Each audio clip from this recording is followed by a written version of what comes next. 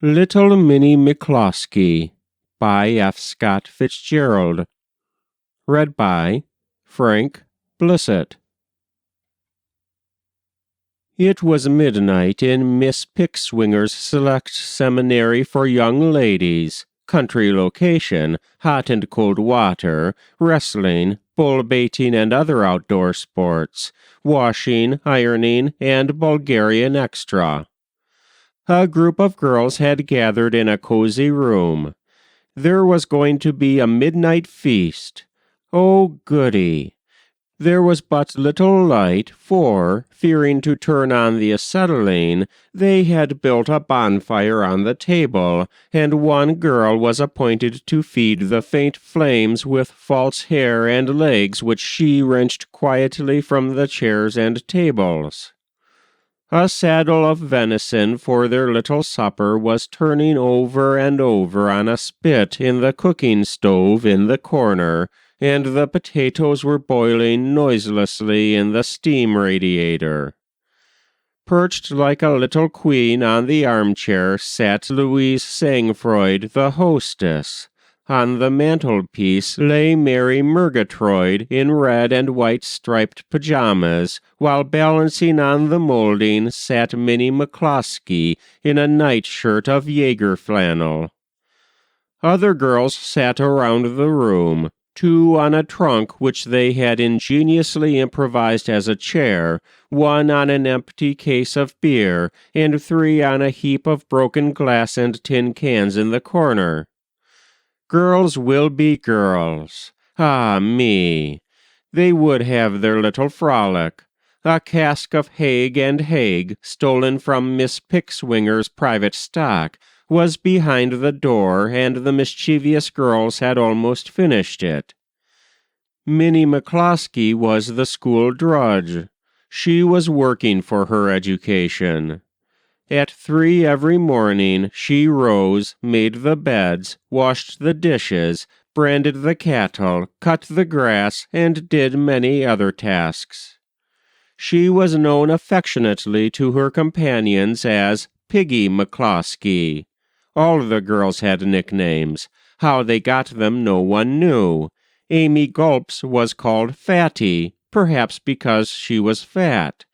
Mary Monks was called Red, conceivably because she had red hair. Phoebe Cohop was called Boils, possibly because... But enough. Let us continue. "Girls," said Bridget Mulcahy, a petite little French girl whose father had been shot at Soissons for deserting, "let's play a prank." A chorus of ohs and ahs and girlish giggles greeted this suggestion.